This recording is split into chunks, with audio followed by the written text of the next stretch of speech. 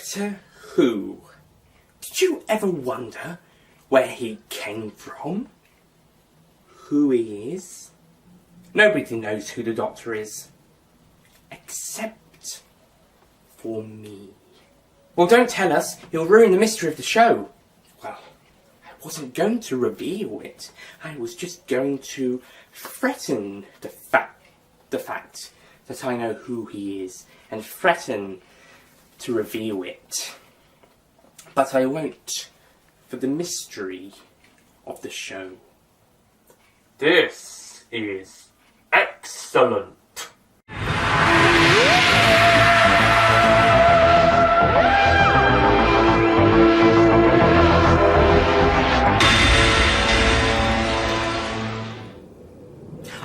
Greetings everyone, welcome back to Sylvester McCoy month, and today we will be looking at Silver Nemesis, one of his most underrated stories, alongside not Dragonfly, the one before, Delta and the Bannerman, and the Happiness Patrol, and probably Paradise Towers as well, to be honest. Hang on, let me just adjust his umbrella. If you've seen my Dragonfly review, I did cut a few minutes out of it. Once this video goes up, I will have time recording, not yet. I would have cut some stuff out that would have been unhelpful. So, Silver Nemesis. This one is actually a really good story, as I might have mentioned already. It's basically the remembrance of the Daleks of the Cybermen stories.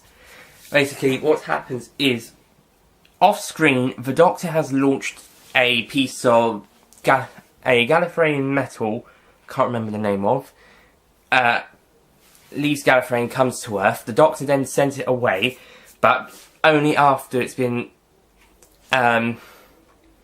changed. It's been formed to make a statue that looks like the Lady Penforth, the vicious Lady Penforth, I should say. So the Doctor sends it into space. That gives it an orbit of every 25 years, and in 1988 it's coming back to Earth after a 350-year run. After 1638, he launched it into space, and this is all off screen. Come to 1988. And we see that a group of neo-Nazis have got the bow. There's three parts of the statue. There's the bow, the arrow, and the main statue itself. We find out that these neo-Nazis who want a Fourth Reich, are preparing to find the statue and have the bow. They have the bow to get ready. They just need the arrow, and then they've got the statue. Meanwhile, back in 1638... at some point after the statue was launched into space, Lady Penforth has hired someone to find out when it's going to come back, and so she and her servant then use black magic to go to the future to recover it, as well as the bow, which was entrusted to the royal family as part of their collection until it was stolen sometime during the 1700s, and somehow ended up with the neo-Nazis by 1988. And the statue, of course, itself lands where it took off, in the meadow outside of Penforth's house. But as in 1988, it's some sort of abandoned industrial area outside of Windsor. And the Doctor and Ace are actually holidaying. They're having a break whilst they're visiting Windsor. They're on a break, and the Doctor then has a reminder from his reminder to go and to to stop the Nemesis to save the Earth from the Nemesis as it faces in destruction. Little do the Doctor and Ace know is that a fourth party is interested in the Nemesis. Somehow they've discovered about it, and they're on their way, and they send these two men to assassinate the Doctor and Ace. And at the end of the episode, it's revealed that this fourth party have been, their technology is already on Earth, as well as the men they've got hired to controlled to assassinate the Doctor and Ace. They've also got the technology around the area, so they kill some 3 policemen with this kind of a foamy gas, and they've been purging the electricity a few times, as we see in the castle scene. And at the end, it's revealed, end of episode 1, it's revealed that it's the Cybermen. So in episode 2, there is actually a big battle between the Nazis and the Cybermen, with Penthorpe taking out some of them as they go along. The Doctor is able to swipe the bow, but the Nemesis statue has to remain where it is. At the tomb, the statue is taken to the tomb of Penthorpe, and she and her servant Richard puts the arrow in its hands to avoid being killed by the Nazis and the Cybermen. Later, the Doctor then tempts the statue with the bow, and then it follows the Doctor to where the Cybermen had put the comet, and the Doctor and the Nemesis plan to destroy the Cybermen as it goes. Meanwhile, Penthorpe, the Nazis and the Cybermen are all trying to find the statue or try to get it back and all that. And Penthorpe is going a bit crazy with obsession, as we see when she's talking about out loud to this Southern American. That's someone from the Southern American states, not South America. Although you probably could say the same thing, you could mean it. So as we see, she's talking to this woman from Virginia whose family grew up around the parts. Also, nice little notice. They've mentioned that Lady Penthorpe, her bones weren't in her tomb. And then they've got the fact that they've got the woman from Virginia whose family came around from the area. And then later at the end, it's revealed that in the tomb, there's a connection between the tomb and why there's no bones. The fact that Penthorpe's bones weren't in the tomb is because she climbs into the comet and becomes one with the statue, so to speak. As for the family, it's possible to believe that Richard may be a descendant of she's a descendant of Richard, the servant. Although I think it's stated that she's related to another family, unless Richard, or a descendant of him, marries said family she's talking about, and she's descended from them. So, Silver Nemesis is quite an enjoyable story, and it's got a bit of fun, and it's very clever. Again, like Remembrance of the Daleks, he is quite clever. Although I think the Doctor does reveal the fact, yes, he is going to destroy the Cybermen with the Nemesis too early, unlike Remembrance of the Daleks, where it was it didn't reveal the Doctor's intentions until later on. Probably because the Hand of Omega didn't talk. But this time we knew the Doctor was planning to destroy the Cybermen. The only possibility of that we are oh, maybe he isn't, is when the cyber leader orders it not to destroy anything. Of course, it has been programmed to ignore him, and it actually does, so shock twist. It was better remembrance.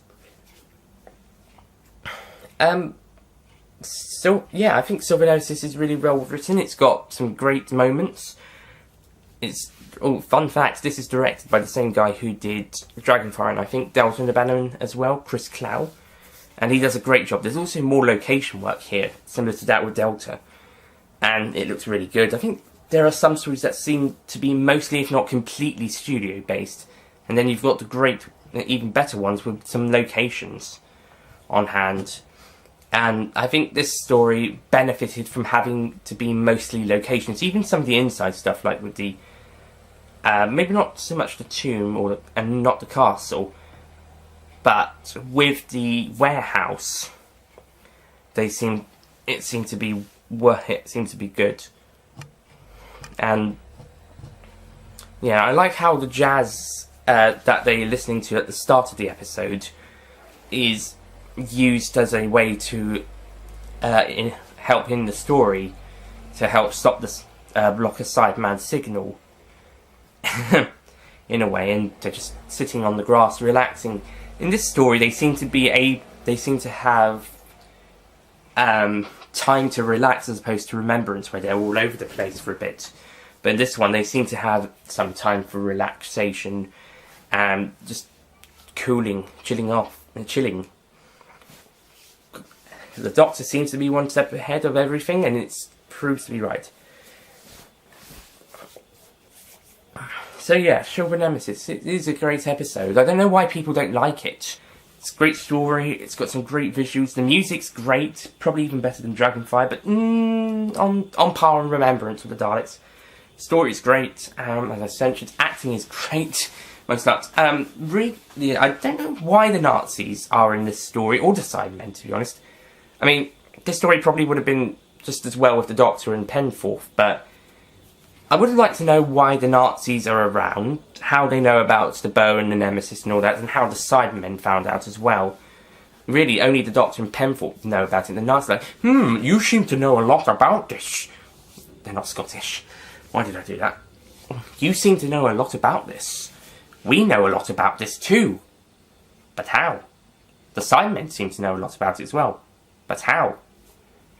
There is an extended version of each episode that came out on VHS in 1993. Sadly, this didn't come out on the... They haven't released the extended versions of these episodes on DVD, nor did they release that documentary alongside that came out on the VHS because of, apparently due to copyright reasons, something. I don't know. Legal copyright something issues. Stupid reasons, probably.